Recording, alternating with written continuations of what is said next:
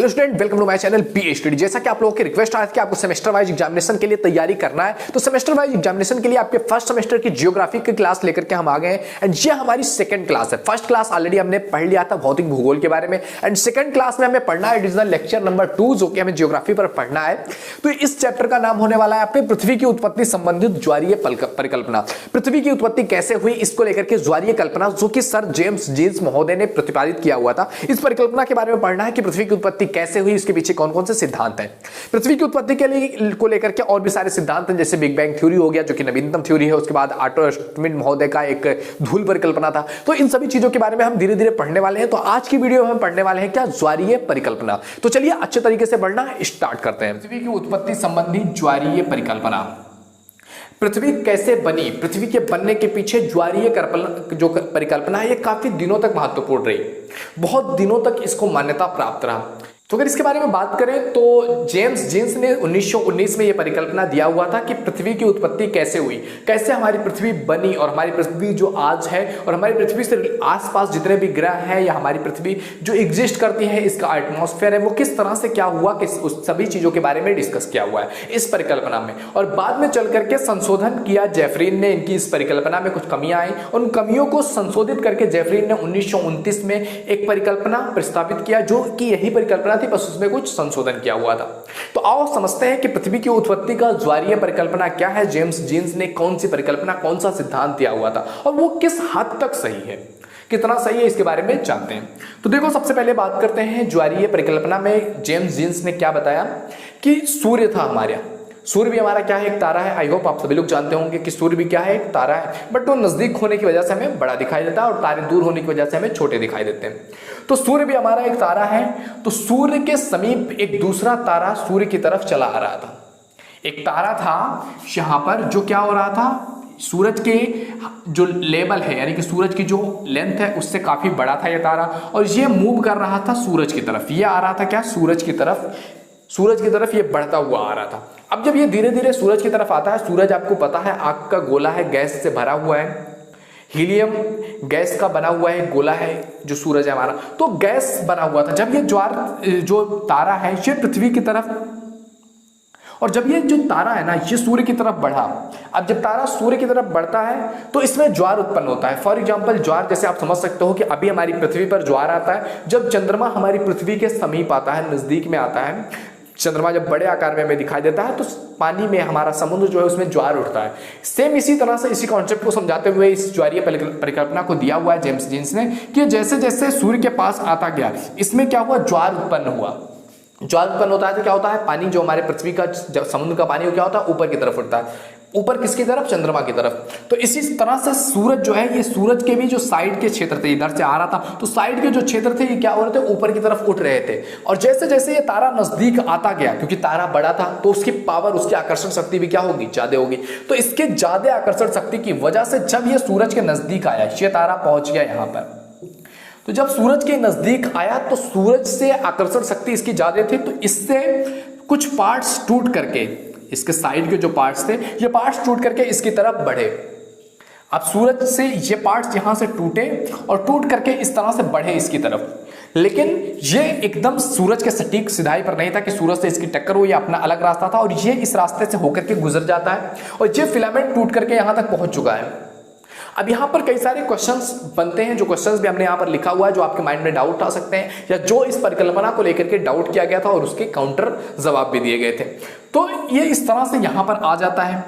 ये पूरा एक फिलामेंट है, इसको उन्होंने फिलामेंट नाम दिया, सिगार कहते हैं इसको हिंदी में, इसको फिलामेंट इन्होंने नाम दिया कि एक फिलामेंट टूटा और यहाँ आ गया। अब ये तारा, साथी तारा निकल गया और ये फिलामेंट यहां पर आकर के अटक गया। अब क्वेश्चन आता है कि ये रिटर्न जो फिलामेंट है ये फिर से वापस सूर्य में क्यों नहीं चला गया। क्वेश्चन बनता है कि ये जो फिलामेंट है ये फिर से रिटर्न सूरज में क्यों नहीं चला गया। तो इसका जवाब है दोस्त, क्योंकि ये जो फिलामेंट है ये सूर्य की आकर्षण शक्ति से बाहर आ चुका था।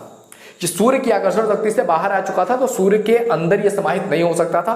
तो ये सूरज के चारों तरफ क्या करता है, चक्कर लगाना स्टार्ट कर देता है। ये जो फिलामेंट है वो अब सूरज में वापस नहीं जा सकता, तो सूरज की चारों तरफ क्या करता है, ये चक्कर लगाना शुरू कर देता है।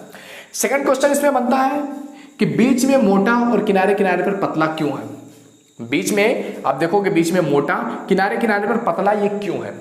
तो इस क्वेश्चन का भी आप बड़ी इजीली जवाब दे सकते हो और आप इसको समझ भी सकते हो कि बीच में मोटा और पतला क्यों है। जैसे कि कोई चीज है, अगर इस पर दो तरह से शक्तियां लगाई जाए, इधर से भी शक्ति लगाई जाए, इधर से भी शक्ति लगाई जाए, तो क्या होगा दोस्त, ये फैल जाएगा और बीच में मोटा रह जाएगा और साइड साइड में जहां से खिंचाव पड़ेगा वो क्या होगा, पतला हो जाएगा। और यही सेम कंडीशन हुआ, इधर से इसकी आकर्षण शक्ति खींच रही थी, इधर से इसकी आकर्षण शक्ति, और बीच में मोटा रह गया और किनारे किनारे क्या हुआ, पतला हो गया। ये क्वेश्चन भी आता है कई बार। इसके बाद अगला क्वेश्चन बनता है कि फिलामेंट से ग्रहों की उत्पत्ति को लेकर के, कि फिलामेंट मान लिया एक टुकड़ा टूट करके आ गया, ये पूरा बड़ा टुकड़ा है। अब इससे ये जो छोटे छोटे आप देख रहे हो, पृथ्वी, शुक्र, मंगल, शनि, शुक्र, जो भी ये ग्रह है, प्लेटो, बृहस्पति, ये सब कैसे बन गए, ग्रहों का निर्माण कैसे हुआ, उपग्रहों का निर्माण कैसे हुआ। तो दोस्त, ग्रहों और उपग्रहों के निर्माण के पीछे एक रीजन है कि जब ये पृथ्वी सूर्य से अलग होते हैं, जब तक ये सूर्य से थे, सूर्य के साथ थे, सूर्य के क्षेत्र में थे, इनको आग मिल रही थी, इनको एनर्जी मिल रही थी। जब ये यहाँ से बाहर आ गए तो ये क्या हुआ, जब ये खुले वातावरण में आ गए तो इनके ऊपर क्या हुआ, जो है धीरे धीरे ये संकुचित होने लगा, धीरे धीरे ये ठंडा पड़ने लगा, इनकी जो गैस थी वो ठोस अवस्था में आने लगी और संकुचित होने की वजह से ये क्या हुआ, ब्रेक हो गया। कोई भी चीज अगर आप लोहा देख लोगे, बहुत गर्म कर दोगे और अचानक से उसको ठंडा करोगे, दैट विल ब्रेक, वो टूट जाता है। इसी तरह से ये भी क्या हुआ, जब ये ठंडा हुआ, संकुचित हुआ, जब कोई चीज गर्म रहती है वो फैली हुई रहती है, फिर ठंडे होने पर क्या होती है, संकुचित। जब ये संकुचित हुआ तो ये कई पार्ट्स में टूट गया और यही पार्ट्स, कई पार्ट्स में टूटने की वजह से ग्रहों की उत्पत्ति हुई, कई ग्रह बने। और इसमें जो बड़ा वाला ग्रह है वो कौन सा है, बृहस्पति, कई पार्ट्स में टूटा और कई छोटे छोटे टुकड़ों में टूट गया, जो कि उपग्रह कहलाए। जैसे कि हमारे पृथ्वी का उपग्रह हो गया चंद्रमा। इस तरह से अलग अलग पार्ट्स में टूटा और जिससे ग्रहों और उपग्रहों की उत्पत्ति हुई और ये सभी क्या हुए, सूरज के चारों तरफ चक्कर लगाते हैं। अब सूरज से ये जितनी बेहतरीन दूरी पर होंगे उतना अच्छा जीवन संभव होगा। कम नजदीक दूरी पर होंगे तो ज्यादा ठंडी होगी, ज्यादा दूर हो मतलब ज्यादा गर्मी होगी, ज्यादा दूर होंगे तो काफी ठंडी होगी। तो जीवन संभव हुआ है पृथ्वी पर और मंगल पर भी कहा जा रहा है जीवन संभव हो सकता है। मंगल पर कई सारे रिसर्च हुई है, आपने मूवी भी देखी होगी मिशन मंगल। तो इस तरह से ये चीजें हुई। तो ये तो था किनका संविधान, जो परिकल्पना था ये जेम्स जीन्स की परिकल्पना थी, जो कि उन्होंने 1919 में दिया हुआ था। अब इस पर कई सारे काउंटर क्वेश्चंस आने लगे और इन काउंटर क्वेश्चंस का जवाब देने के लिए इस परिकल्पना में इन्होंने क्या किया, जेफरीन महोदय ने संशोधन कर दिया कि कुछ चीजें उसमें ऐड कर दी जाए जिससे कि ये क्वेश्चंस कम हो जाए। जैसे कि क्वेश्चन आ रहे थे कि साथी तारा कहां चला गया, जो ये तारा आया ये क्यों इसके सूर्य के इतने नजदीक आया, क्यों सूरज की तरफ आया, क्या वो किसी दूसरे तारे की तरफ नहीं गया होगा, तो ये दूसरा तारा कहां चला गया, साथी तारा। तो जेफरीन महोदय ने क्या किया, इन्होंने कहा कि ये केवल एक तारा नहीं था बल्कि एक दूसरा तारा भी था, जिसको उन्होंने नाम दिया कि एक साथी तारा था। कहा कि एक दूसरा तारा था जहां पर जिसकी तरफ ये वाला तारा बढ़ रहा था, ये तारा सूरज की तरफ नहीं जा रहा था, ये इसकी तरफ बढ़ रहा था और सूरज के पास से निकला, जिसकी वजह से ये क्रियाएं हुई और यहां पर ये ग्रहों की उत्पत्ति हुई और ये आकर के इससे टकराता है। ये तारा आकर के साथी तारे से टक्कर करता है और यहाँ पर टकराने की वजह से टूटते हैं और पूरे आकाश में, पूरे अंतरिक्ष में चीजें फैल जाती हैं और कई सारे एस्ट्रॉयड हमें जो देखने को मिलते हैं। कई बार कहीं जगह पर पृथ्वी पर एस्ट्रॉयड गिर गया या अलग अलग तरह पर जब अंतरिक्ष में जाते हैं एस्ट्रॉयड हमें देखने को मिलते हैं, तो वो इसी घटना के अनुसार हुआ था। इस तरह से जेफरीज महोदय ने बताया और ये जो क्वेश्चन था, इस क्वेश्चन को इन्होंने क्या किया, खत्म किया। लेकिन ये सब चीजें होने के बावजूद, इस तरह से इतना संशोधन होने के बावजूद भी कुछ समय तक तो इसको जो है मिलता रहा कि हाँ ये सही है, ये उन्होंने सटीक व्यवस्था कर दिया, ये सटीक चीजें उन्होंने बता दिया, हाँ ये सही है।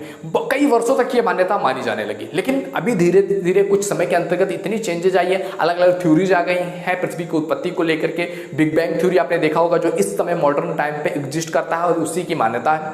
क्योंकि देखो कोई भी चीज आती है और जब तक उसका कोई तोड़ या उस पर कोई गलत साबित न करके कोई अपनी थ्योरी नहीं ला देता है, तब तक वो थ्योरी मान्यता में रहती है। तो इसी तरह से ये थ्योरी भी मान्यता में थी और इसकी कई तरह से समीक्षा, मूल्यांकन और आलोचना भी किया गया। जैसे कि पहला क्वेश्चन था कि साथी तारा कहाँ चला गया, इसके बारे में कोई एग्जैक्ट नॉलेज नहीं जो है।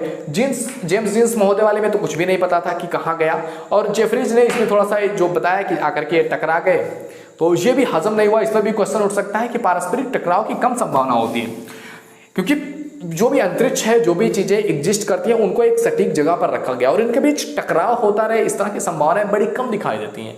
कि अगर ऐसे टकराव होते रहे, इतने सारे तारे आप देखते हो रात में आकाश में, अगर वो सब आपस में टकराते ही रहें, और आप देख सकते हो एक तारे में इतना बड़ा होता है साइज में, उसमें करोड़ों पृथ्वियां भरी जा सकती हैं, इतना बड़ा एक तारा होता है। तो वो तारे अगर आपस में टकराते रहेंगे तो फिर क्या होगा हालत। तो टकराव की संभावना काफी कम है, जो कि जेफरीज महोदय ने बताया कि टकराव हो गया।